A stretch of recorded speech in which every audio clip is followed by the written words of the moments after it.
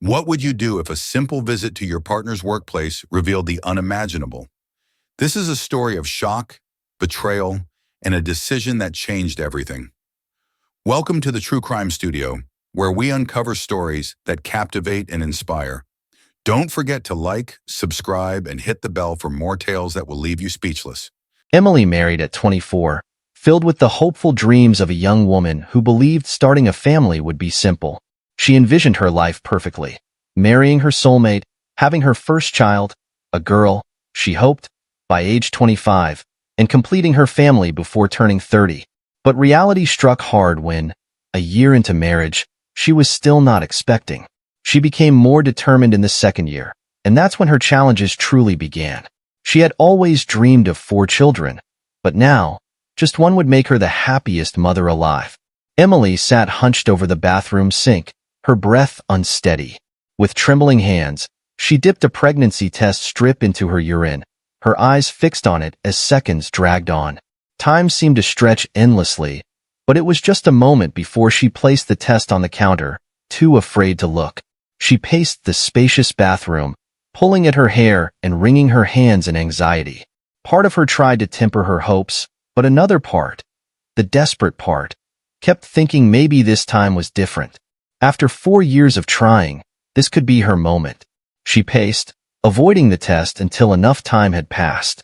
This was a pivotal moment. The result would either be a miracle or heartbreak. She clenched her hands, shut her eyes tight, praying this wouldn't end in tears like so many times before. Finally, she stopped and slowly approached the test, taking a deep breath. Her heart sank when she saw just one line. Negative, always negative. Her eyes flicked to her reflection in the mirror, and she didn't react at first. Seconds later, the pain swelled, and she let out a deep, gut-wrenching sigh, sinking to the floor, unable to stand. She tried to cry to release the pain, but the tears wouldn't come. The pain was like a fist clenching her heart, nearly stopping her breath, but still, no tears fell. "I've done everything," Emily whispered, leaning against the wall. She truly had done everything right in her quest to become a mother. Everyone seemed to have advice, and they weren't shy about offering it. Emily tried it all. When the usual methods failed, she sought solutions in unexpected places. "Eat more pineapple," a family friend suggested. It sounded strange, but Emily trusted it and consumed pineapples daily, to no avail. An elderly woman at church advised, "Put your legs up after intimacy, dear. It helps the sperm reach the egg faster." Emily tried that too, holding her legs up for about 5 minutes each time, which her husband, James, found odd but never questioned. She did this for a month, but nothing changed. Get a pet first, dance under a full moon, talk to your future child in your mind, pray to the goddess Hera. She tried it all. Dancing under the full moon was the strangest, but desperate times called for desperate measures. Before all that advice, Emily had tried every conventional method, tracking her ovulation, lifestyle changes, genetic counseling, infertility treatments, and IVF. She even got James to optimize his sperm health. When none of that worked, she turned to traditional remedies, supplements, prayers, acupuncture, everything. Still, nothing worked. It had been 4 years since she started trying to conceive. Why wasn't it happening? She had done everything she could, tried things she never imagined, yet nothing changed. Friends and relatives who married after her already had children. Some were even expecting again. Yet here she was, facing another negative test. In frustration, she picked up the test from the counter and hurled it against the wall, watching it fall to the floor. 2 months prior, her doctor prescribed a new medication, praised as a top infertility treatment among many women. Following the doctor's instructions, she took the medication for 3 weeks and was intimate with James, pinning her hopes on this treatment. She hoped this time it would work. Emily buried her hands in her hair and pulled hard. "What else is there?" she whispered in agony. "I've done everything. What else is left?" The front door slammed shut, but Emily remained on the bathroom floor, her heart shattered. A while later, the bedroom door opened, and she heard footsteps. It was James. Before she could speak, a shadow fell across the bathroom floor as James stepped in. His eyes landed on the pregnancy test before turning back to her. Her tears seemed to be waiting for an audience because the moment James entered, they burst forth like a broken dam. "Oh, my love." James reached out to her, lowering himself to sit beside her on the floor. "I'm sorry, James. I don't know what else to do," Emily sobbed, leaning into him. James sighed. "Don't worry. We'll keep trying." Emily pushed him away. "I'm tired of trying. I'm tired of hoping, James. It's the hope that's killing me. I was so hopeful this time." "I'm sorry," James said apologetically, reaching out again to pull her into his arms. "What can I do to help?" Emily didn't think he understood. He was a man. He never faced the annoying questions like, "When are you having a baby? Why is it taking so long?" "Emily," James cupped her face. "I promise we're on the same team," he said, as if he could hear her inner thoughts. "I hate seeing you like this. You know what?" Emily wiped her tears. James stood up, pulling her along. Dr. Carter was very confident this treatment would work. "I've never seen him so sure about any other treatment." "What do you mean?" Emily asked, looking at him intently. "You can see it didn't work. When's your next appointment with Dr. Carter?" "Next week," she replied. "Good." James picked up the pregnancy test and tossed it in the trash. "We'll do a proper pregnancy test at the hospital. Watch," Emily whispered. "Sweetheart," James held her face. "Sometimes these tests aren't accurate, especially in the early days of pregnancy. We need to do a blood test to be sure." Emily felt a faint glimmer of hope, but she wasn't sure if she should be happy or sad about it. On this journey, hope was a silent killer.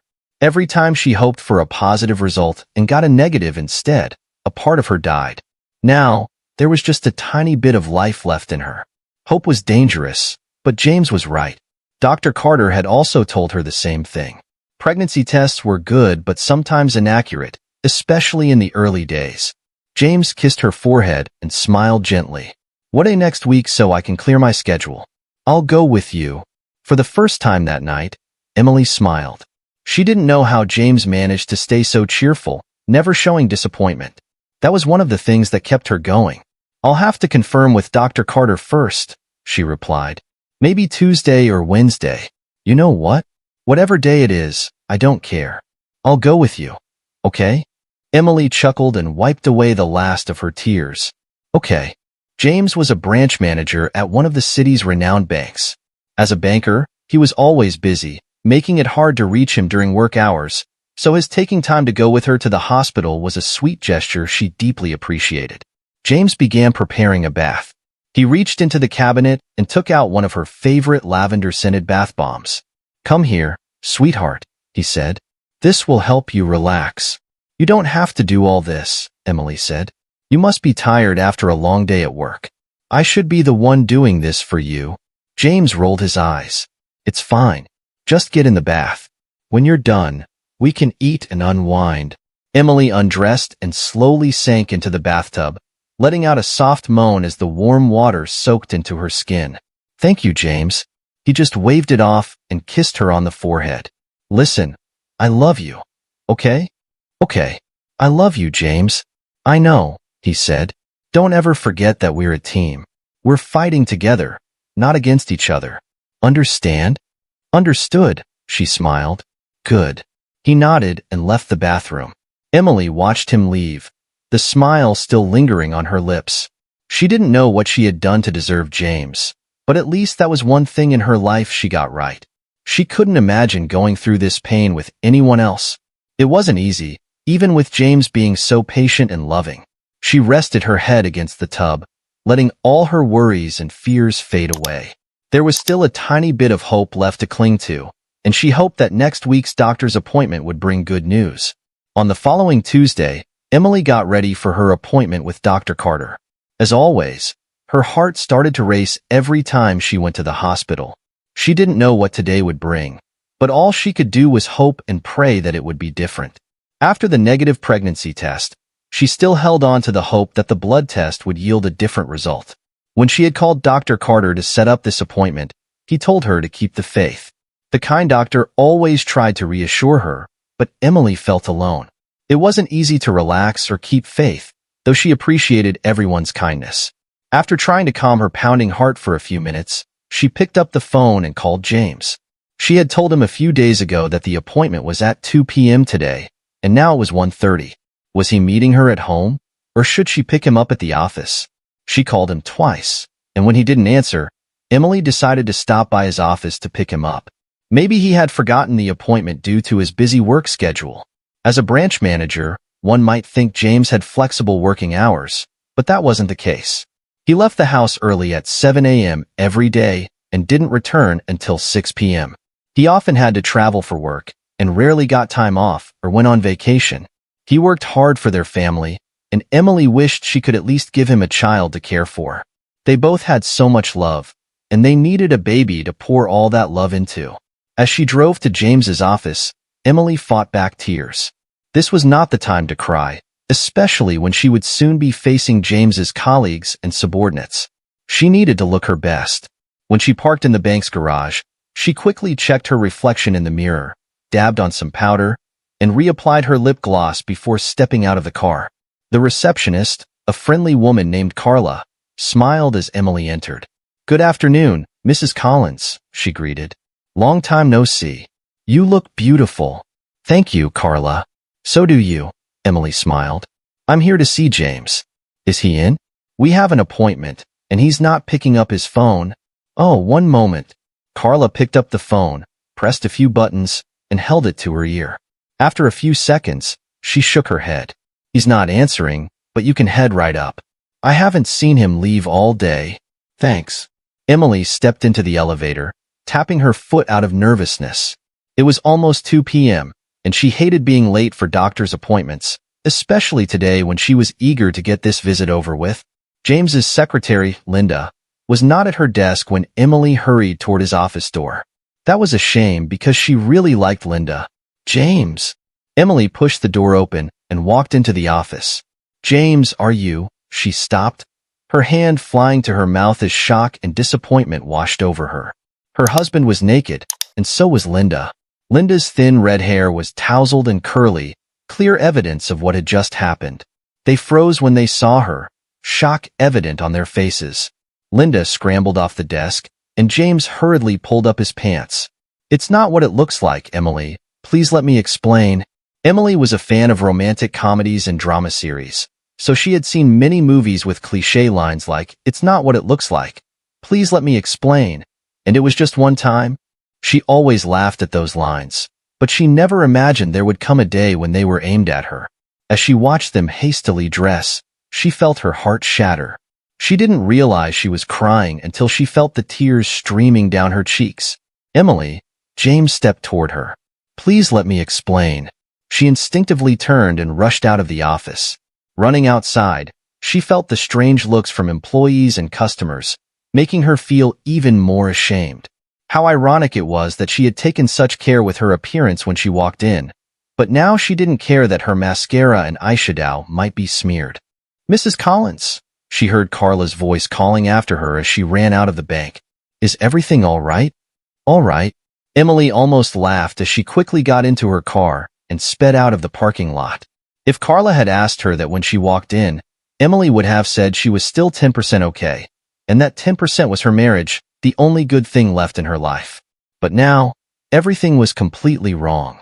Her life had just shattered like a precious porcelain vase, and she would never be able to pick up the pieces.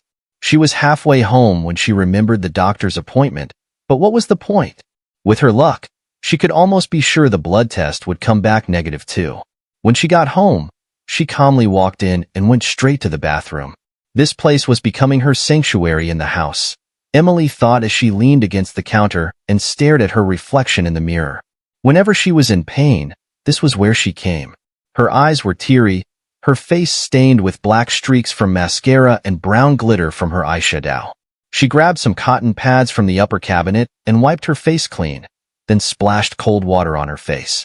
She was about to leave the bathroom when the bedroom door opened and James appeared. He looked disheveled, as if he hadn't stopped to fix himself before running after her. His shirt buttons were still undone, his zipper not pulled up, and his hair was messy. Emily imagined Linda's hands running through it. As they looked at each other across the room, Emily's heart ached. James and Linda had seemed very comfortable with each other. This was definitely not their first time together. Was that why he was always so busy? Was that why he was rarely home? Every time he went on a business trip, Linda always accompanied him. Is that what they were doing there? She loved James so much and always thought he loved her just as much. She had met him 6 years ago at a charity event, and they had started a fun and exciting relationship. But things had changed after they got married. The pressure of infertility was too much, and they barely had time for anything else. I can explain, James said, raising his hands as if trying to calm a child. Please let me explain. Emily didn't react, and James looked confused. It was just a fling, he said. I didn't mean for it to happen, sweetheart. A fling that lasted for years?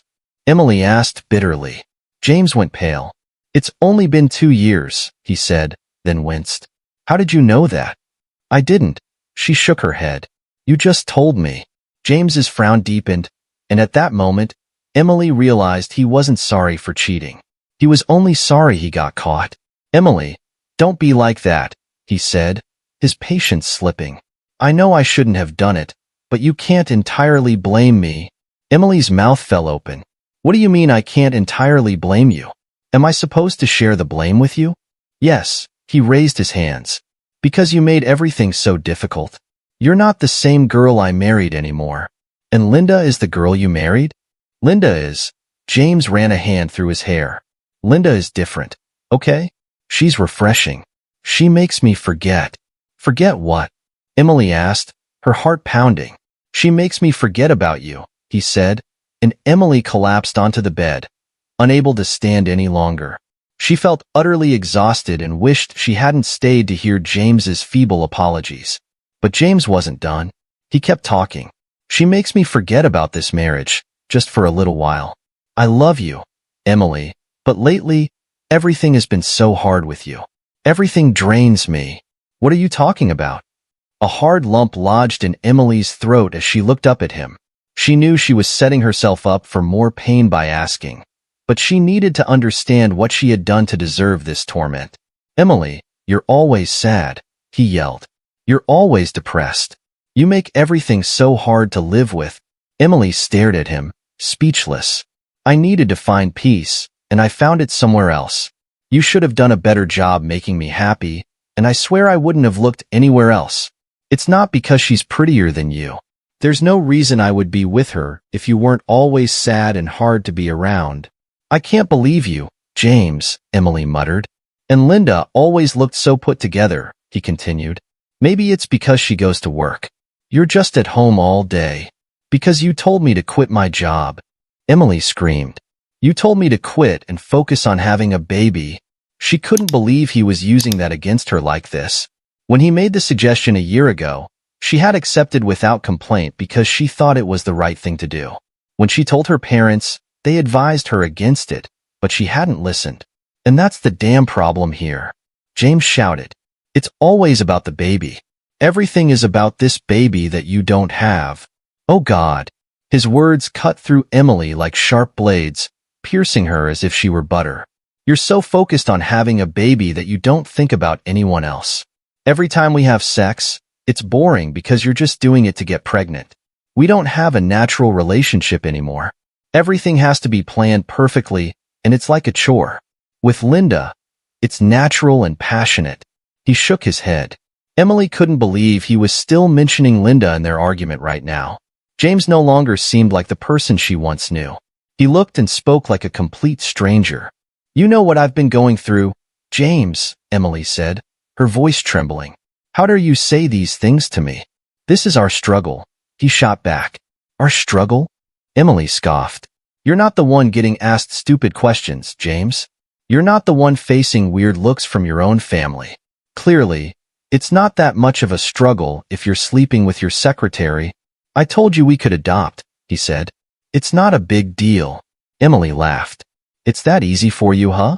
I have no problem with adopting, but it's not that simple. You're not the one being seen as a failure. That's me. James rolled his eyes. You're blowing everything out of proportion, he said. I've been the best husband to you, Emily, because you know that you're the one with the problem, right? What? She stared at him. What? I mean, if I wanted to, I could get another woman pregnant right now, but I've been careful. If it's not you, I don't want anyone else. The last bit of hope in Emily's eyes died. It would have been hard for her to find a way to forgive James after what she had witnessed, but she might have managed. However, with everything he had just said to her, it was impossible. His words hurt more than the image of Linda and James together in her mind. Without saying another word, she turned and walked into the bathroom, locking the door behind her. As much as she felt like she was about to explode, she didn't cry. She knew she would fall apart later, but she didn't want to let James see how deeply he had hurt her. James started pounding on the door. Emily, come on, please. We can talk about this. She turned on the water to drown out his voice, but her ears still strained to hear what he was saying over the running water. Emily, I have to get back to the office now, he said. When I get home, we'll talk. She didn't respond, and it wasn't until she heard the bathroom door slam that she let out a breath of relief. Emily didn't sleep at all that night. She had locked herself in the guest room since last evening, and even when James got back from work, she didn't see him. He had knocked and pounded, but she said nothing. She had heard enough. Everything he said had etched itself into her heart, and nothing could erase it. All night, she tossed and turned, and by early morning, she had made up her mind. She was completely broken, and this was the only way she could deal with the wreckage. She called her parents and made arrangements with them. At 4 a.m., she got up and bought a ticket to go home. When the clock was close to 7 a.m., James came knocking at the door again. Emily, he called. Come on, sweetheart, please. I miss you. Emily didn't move. She stayed on the bed, her heart pounding. She was slowly closing herself off from him, but it was hard because she still had so much love for him. You're being childish, James snapped. We're adults. Why don't you come out and talk to me? Then he stopped, waiting for her to respond. When she didn't, he sighed. I'm going to work, sweetheart. I'll see you when I get back.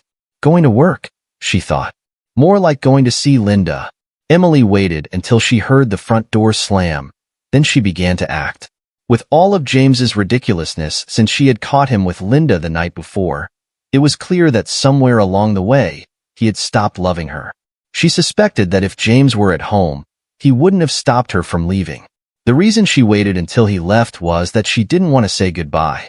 If he were right there, it would be too hard for her to go. Within an hour, Emily had packed all her essential belongings. She knew she would have to pay extra baggage fees at the airport, but she didn't care because she was never coming back to this house. She would miss it, she really would. But that didn't matter more than staying here when James had shown her such blatant disrespect. What I mean is if I wanted to, I could get another woman pregnant right now, but I've been careful. If it's not you, I don't want anyone else. She would be a fool to stay after he said that to her. Thank you for watching the video all the way through. You are our biggest motivation to keep creating. Let us know where you're watching from so we can see how far this video has reached around the world. Don't forget to hit like if you found it interesting and share it with your friends too.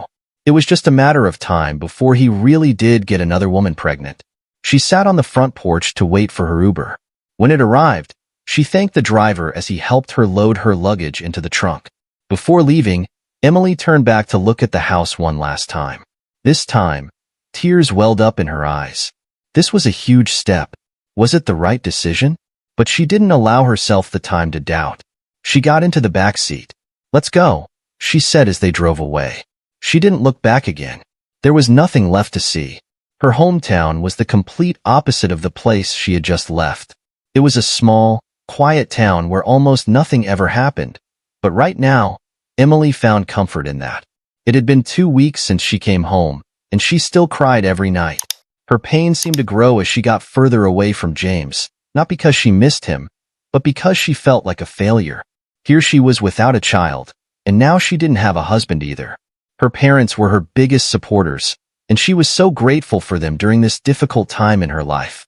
But what made her feel worse was that she was also sick. She had been throwing up every morning for the past 3 days. She planned to go to the clinic today. James had called a few times since she left, but she never picked up. He had stopped trying to reach out, and she wasn't surprised. He didn't put up much of a fight. His attitude throughout their argument was enough proof that he didn't love her anymore. She felt nauseous again and rushed out of bed. running to the bathroom and vomiting into the toilet until there was nothing left in her stomach. Exhausted, she flushed the toilet and rinsed her mouth before going out to see her mom in the living room. "You're still throwing up?" her mom asked, looking at her with suspicion. "Are you going to see the doctor today?" Emily nodded wearily and collapsed onto the couch. "I'm starving. That's why I'm here," her mom said. "I made breakfast. I want ice cream," Emily groaned. "But you don't even like ice cream," her mom exclaimed.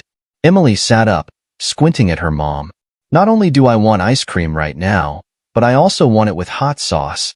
Her mom made a face, and Emily burst out laughing. "I don't know why I'm craving that. It's so weird. I'm going to call Dr. Lewis and make sure they prioritize your appointment when we get to the hospital," her mom said as she walked to the door. "Forget about the ice cream. Come have some real food. You need it." Emily's mom eventually persuaded her to go to the clinic that afternoon, but it was easy since she had already called ahead. When they arrived, Emily was quickly ushered into Dr. Lewis's office. "Good afternoon, Dr. Lewis," she greeted. "Thank you for making time to see me."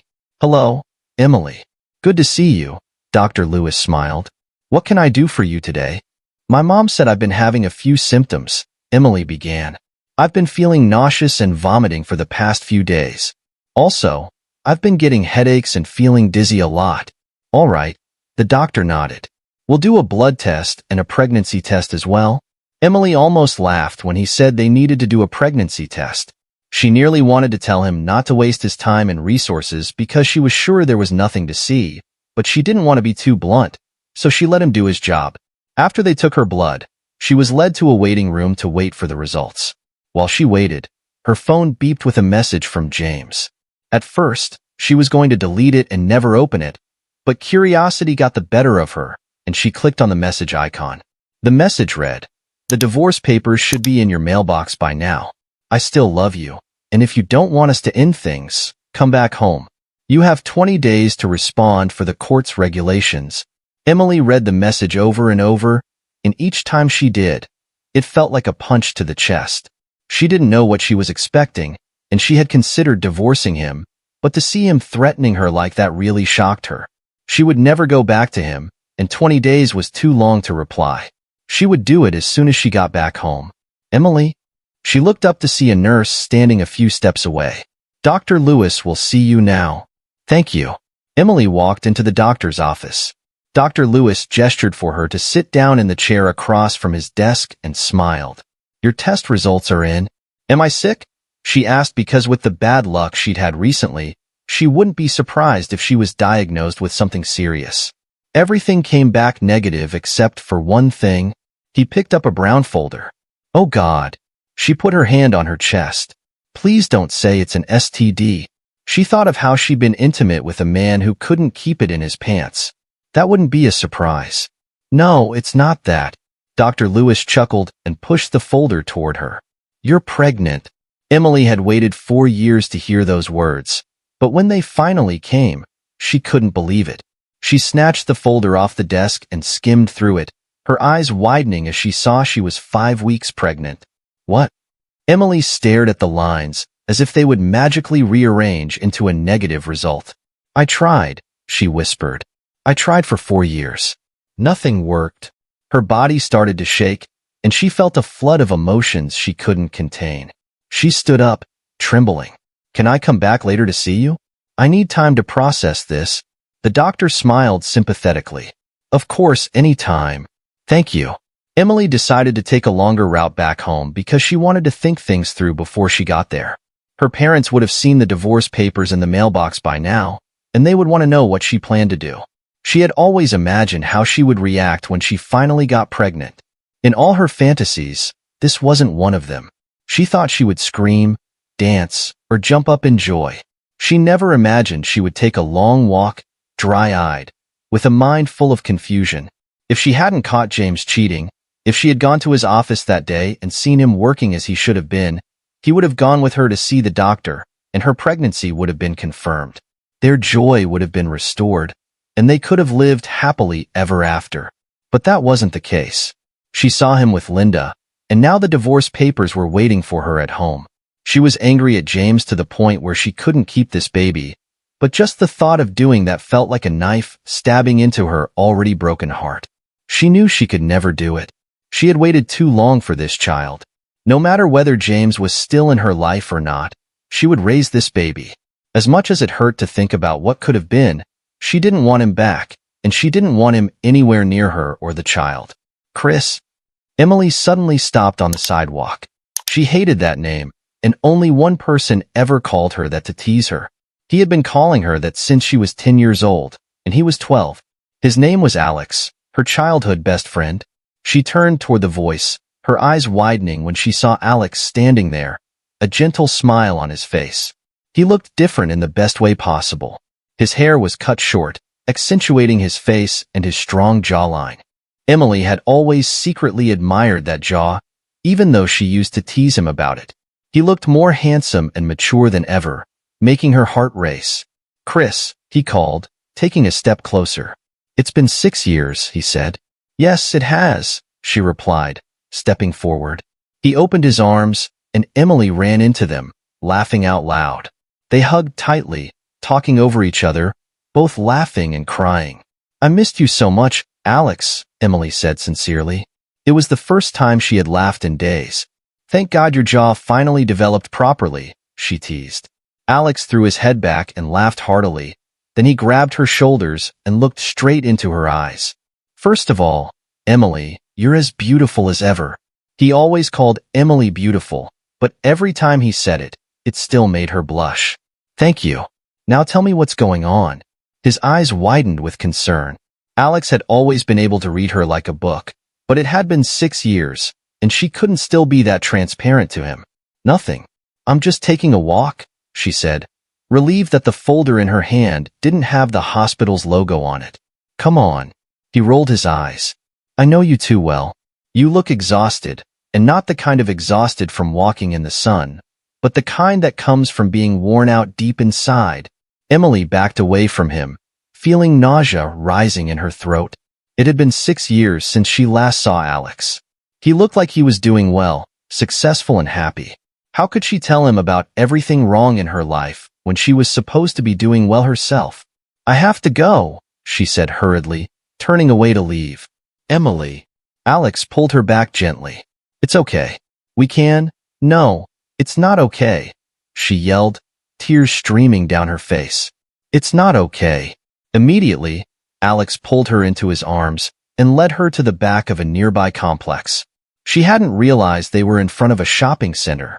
There was a secluded area behind it, and Alex guided her inside, closing the door behind them.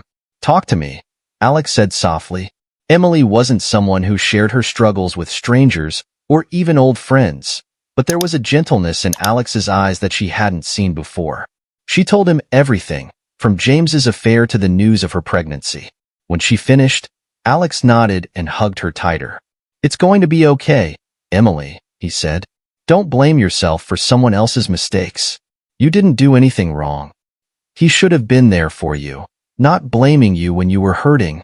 "I want a divorce too," she replied, feeling a tremendous sense of relief. She could finally breathe easier, and her mind seemed clearer. She didn't regret telling Alex, even though they had only just reconnected a few minutes ago. It felt like time hadn't dulled their friendship, and they quickly fell back into their old dynamic. "What about the baby?" Alex asked. "I don't want him in my life, and I don't want him in the baby's life either," she said. "I want him to be completely out of our lives." Alex leaned back in his chair, studying her. "That might be a little difficult." "Why?" "In legal cases, they only care about facts, figures, and data, not emotions. As long as you keep the baby, James will always be a part of your life." Emily lowered her head, gently touching her stomach. "I've been trying for 4 years to have this baby, Alex. What am I supposed to do?" "Keep it," he said firmly. "You don't have to go back to James. But this baby is your miracle. Don't lose it just because of him." Alex's words sank deep into Emily's heart, and she smiled. "Yeah, you're right. Thank you so much, Alex." 2 days later, Alex took her to see a lawyer for a consultation. The lawyer was a friend, a middle-aged woman named Rachel, and Emily felt comfortable the moment she stepped into her office.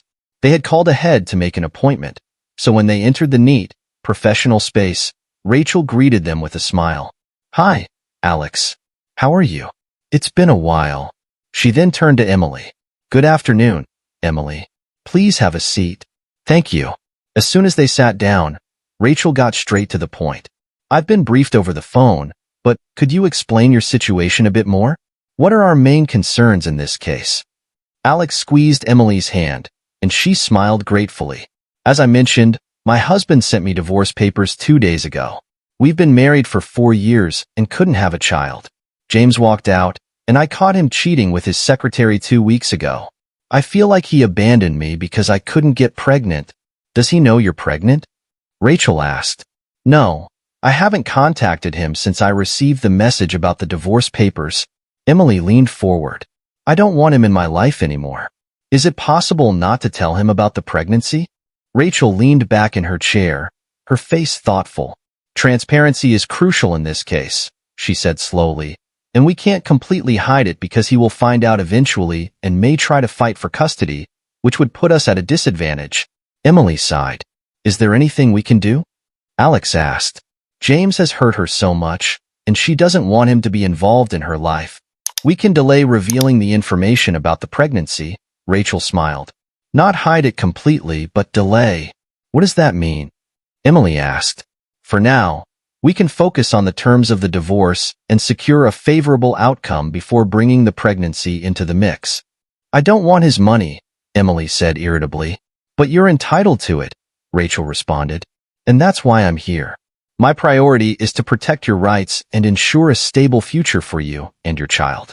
We'll plan our approach carefully and be prepared for any developments. But first, we need to respond to the divorce filing and start the process." "Thank you," Emily said, feeling more at ease. They spent the next few minutes reviewing the divorce papers while Rachel explained each step to her. Since Emily was adamant about not wanting financial support, Rachel only proposed what was fair. With Rachel's help, Emily asserted her stance on the division of the joint assets they had bought together. It was the only thing she wanted. She reminded Rachel that she wanted the divorce to be resolved quickly and not drag on. "I'll handle the preliminary negotiations with James's lawyer from here on," Rachel said. "I'll also prepare for potential issues regarding child custody because, believe me, it's bound to come up. But don't worry, I've got this under control." 2 hours later, Emily signed the response, and it was sent off. "How do you feel?" Alex asked as they left the lawyer's office. "Relieved," Emily replied, "but also a bit anxious." "What are you anxious about?" "I don't know. I just wish I could erase James from my story." "Don't say that," Alex said, guiding her to the car. "You once loved him and gave your all to him. He will always be a part of your story, but if you keep looking back, you'll never be able to move forward." "When did you become so wise?" Emily teased, touched by Alex's words. Alex laughed. "I've always been this way. Seems like you're just now noticing." Emily met Alex's gentle gaze and wondered why he always looked at her with such admiration. She carried so many burdens, and he had never once made her feel like one of them. "I'm hungry," she said awkwardly. "Let's go get something to eat." Alex smiled. "I know a place." They went to a cute little cafe in town. "Is this new?" Emily asked as they stepped inside. "Yeah, I come here at least 4 times a week. The food's great." Emily rolled her eyes. "We'll see. You still like muffins?" Alex asked as they sat down by the window. Her mouth fell open. "You still remember that I like muffins?" Alex smirked. "I remember everything about you," he said. "How could I forget?" Their eyes met again, and Emily felt her breath catch in her throat. Luckily, the waiter arrived just in time, and Alex turned to place their order. Time really does fly when you're having a good time because Emily didn't realize how much time had passed until it started getting dark. Alex drove her home, and she waved goodbye with a shy smile at her door. As she walked inside, she tried to sneak in without her parents noticing, but her mom caught her as soon as she reached the hallway. "You're back?" her mom asked. "Were you out with Alex all day?" "I went to see the lawyer," Emily replied. "All day?" Her dad raised an eyebrow. Emily rolled her eyes. "I'll be down in a bit." She quickly walked down the hall and added, "Let me take a quick shower first." Before they could say anything else, Emily had disappeared into her room. Her phone beeped, and she thought it was a message from Alex since she'd asked him to text her when he got home, but it was a message from James. "Please pick up your phone. I want to talk to you about the divorce." Right after the message came through, her phone started ringing, and for a moment, Emily considered picking up, but then she decided against it. There was nothing left to discuss. Rachel had assured her that any further conversations would be handled between her lawyer and James's lawyer. She let the call go unanswered. By the time she finished her shower and changed into her pajamas, James had called 10 times. A message from Alex had just come through. "I'm home. Thank you for a wonderful day." She was the one who should be thanking him. He had taken her to see Rachel, who was proving to be very efficient. Then he had brought her to a beautiful cafe where they ate the best muffins she had ever tasted. From there, they went to the park and talked, catching up on each other's lives. She texted Alex back, "I'm the one who should be thanking you. I had a great time." Just as she hit send, another message from James came through. Emily groaned as he ruined her mood. She clicked on the message and was shocked to see the malice in his words. "I'll make sure you get nothing, not even the house. I once wanted to come back to you, but now I don't. Good luck living without me. I'm moving on with my life, and I'll finally be able to have kids." Emily stared at the message, wondering why she hadn't seen the signs of James's bitterness before. It was as clear as day now. Thankfully, another message from Alex came through. "Can I call you?"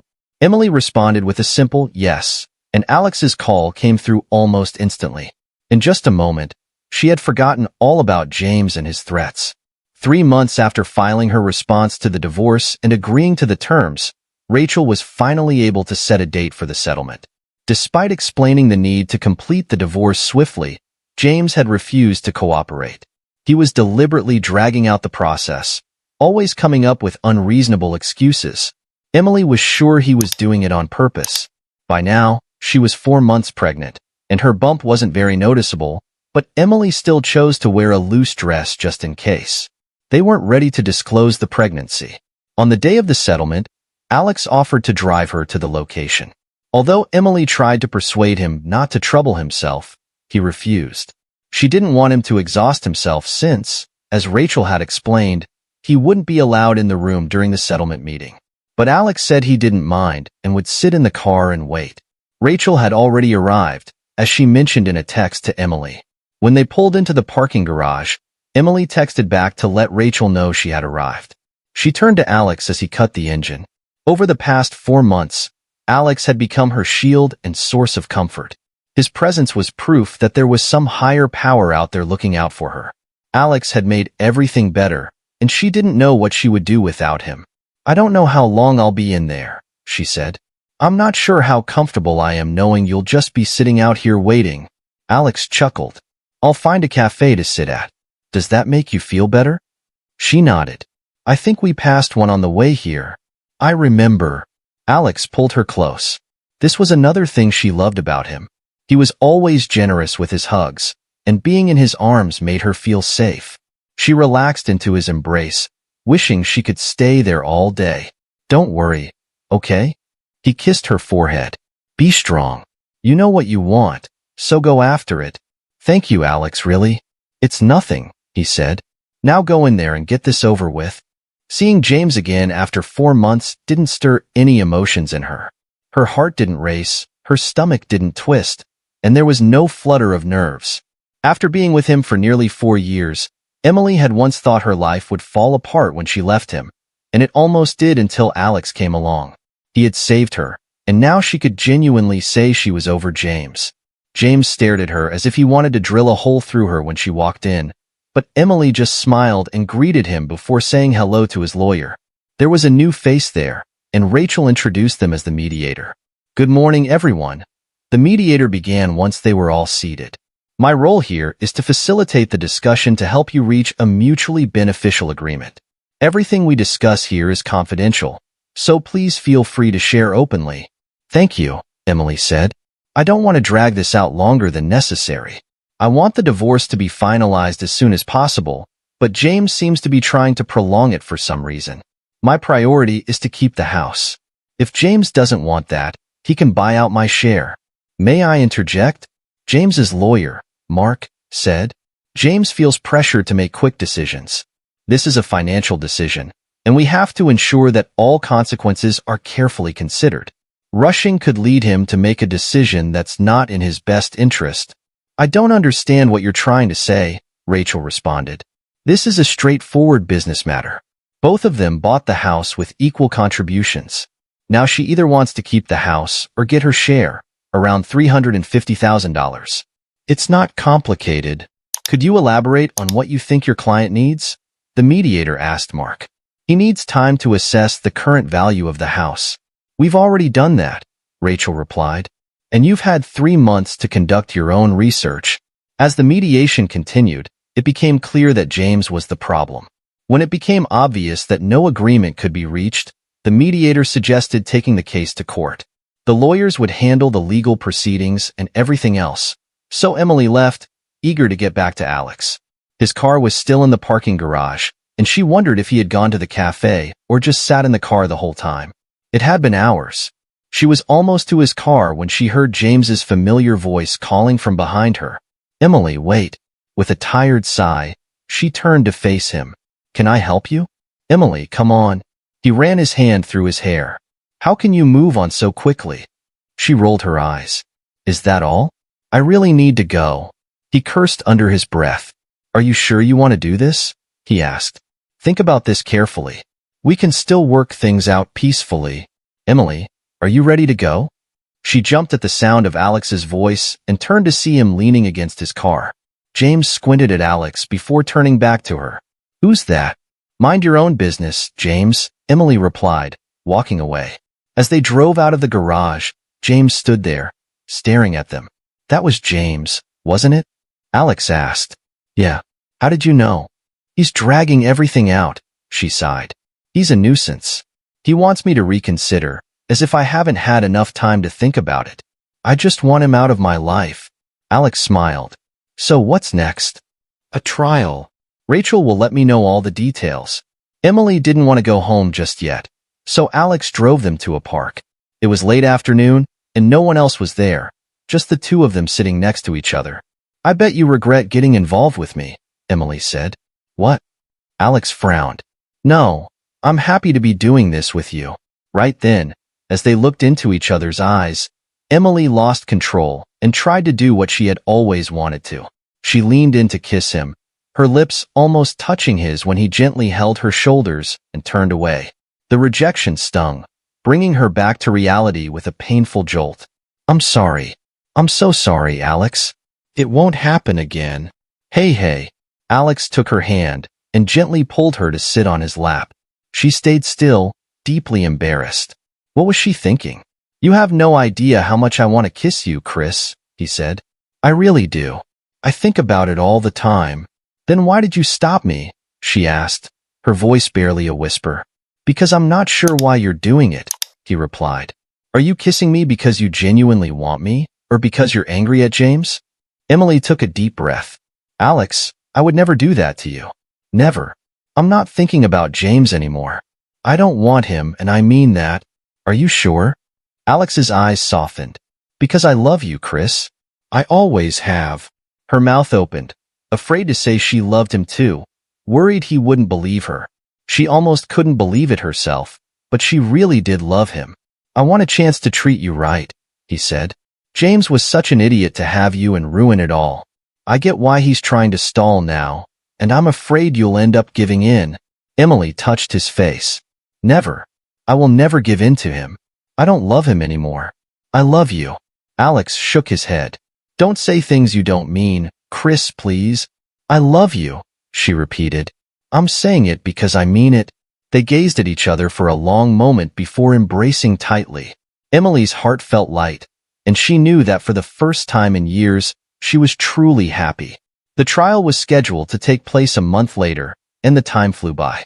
This time, Alex was allowed inside the courtroom because it was an open session. Emily was glad he could be there, as she and Rachel planned to disclose her pregnancy during the trial. Rachel intended to use this information to request a higher settlement. She would also cite emotional distress and fight to limit James's involvement in the child's life. Emily prayed everything would go as planned. If she never had to see James again, it would still be too soon. She truly loved Alex and wanted to spend her life with him without James's interference. The judge entered, and the trial began. Court is now in session, the judge said. We are here to address the remaining issues between James and Emily. I understand that mediation did not resolve these matters. Counselors, please proceed. Mark stepped forward. Thank you, Your Honor. Emily wishes to keep the house or be compensated for a buyout, as my client cannot continue to cohabitate with her. We have agreed to pay her $350,000 as requested. It seemed someone had finally managed to convince James. The judge nodded at Mark and turned to Rachel. Present your case. Certainly, Your Honor. She stepped forward. While we acknowledge James's offer, it is no longer sufficient. We are now requesting $400,000, and this amount needs to be settled promptly so my client can move on with her life. Mark frowned. Excuse me? That's right. Rachel smiled at him. Because my client has just discovered that she is pregnant. The courtroom fell silent for a few seconds before James let out a loud gasp. Emily. He tried to move closer to her table, but a stern look from both Mark and the judge stopped him. Oh my God, I can't believe this. He turned to the judge. Please, Your Honor, I don't want to do this anymore. I don't want to get divorced. What exactly are you saying, Mr. Collins? The judge asked. Mark stepped forward. My client is requesting the court to allow additional time for reconciliation before finalizing the divorce. Emily was utterly confused when the judge granted James another 6 weeks. She couldn't believe she had to endure him for another 6 weeks. It was frustrating. As the judge left, she hurried back to Alex, who had opened his arms to welcome her, but James blocked her path. Emily, please wait. Annoyed by his persistent interruptions, she turned around. What now? Can we talk? They were still standing in the courtroom, with the lawyers a few steps away and Alex standing behind her. I never wanted it to come to this, James whispered, his eyes filled with sadness. I only gave you the divorce papers to scare you into coming back to me. I can't believe you actually accepted it. Please come to your senses and work this out. Emily turned to Alex and gestured for him to come closer. He looked at James with a mixture of anger and restraint, and she guessed the only thing keeping James safe at that moment was the fact they were still in the courtroom. James, Emily said, taking Alex's hand and intertwining their fingers. James's eyes widened. This is my boyfriend, Alex, she said. It's only been half a year since we split, James shouted. And you're already dating someone else? You never loved me, Emily. Emily chuckled. Based on your theory, you never loved me either, she said. Since you were sleeping with your secretary for 2 years while you were still my husband, please forgive me, please. James tried to reach out and touch her hand, but Alex stepped in between them. Don't touch her. Walk away. How dare you? James yelled, but Alex remained calm. They left James standing behind them and headed to the car. Are you okay? Alex asked as he helped her into the car. More than okay, she smiled. Let's go home. Instead of taking her home, Alex drove them to the park. This place was quickly becoming their favorite spot. As usual, there was no one else around, just the two of them. Thank you for being there for me today. Emily hugged Alex. I love you. Alex's mouth dropped open. Look, he said, pulling her away and pointing behind her. Emily turned to see, but there was nothing there.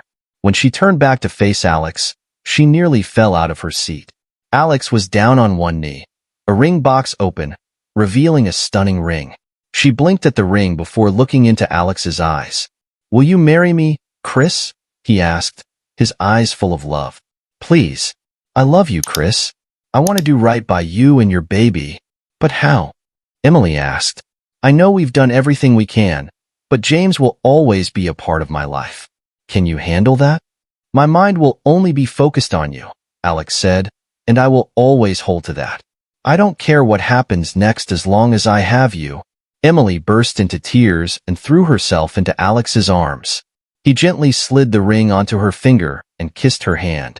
Yes, I will marry you. Thank you, Chris. He kissed her shoulder. Now we'll do this together. Over the next 6 weeks, James called every day, crying and begging Emily on the phone, but she had made up her mind. Her mind was at peace, and she was only looking toward a future with Alex. When the final court date arrived, Emily was 6 months pregnant, eagerly anticipating the birth of their baby so they could finally have their wedding. As usual, Alex accompanied her into the courtroom. James entered not long after, his eyes glued to Alex and Emily. He was approaching them when the judge entered, forcing everyone to take their seats. "We are here to finalize the divorce between Emily and James," the judge said. "We have discussed the terms and reviewed all objections. Today, we will reach a final resolution. Attorneys, please proceed." James's attorney stepped forward. He spoke about how James wished to continue disputing the case, but the judge dismissed it. She ordered them to provide financial records to confirm the current market value of the assets. Rachel also stepped forward and made her case for Emily. After nearly an hour of arguments, the judge needed to weigh everything that had been said, so she left the courtroom for a few minutes. When she returned, she said what Emily had been waiting to hear for almost 6 months. "Based on the evidence and the agreed-upon terms, the court will finalize this divorce." The next few minutes were spent finalizing the details and setting up a payment plan for the compensation. As soon as everything was settled, the judge exited the courtroom. Emily ran to Alex, tears welling up in her eyes. Behind Alex, she caught a glimpse of James, his eyes red and swollen from exhaustion.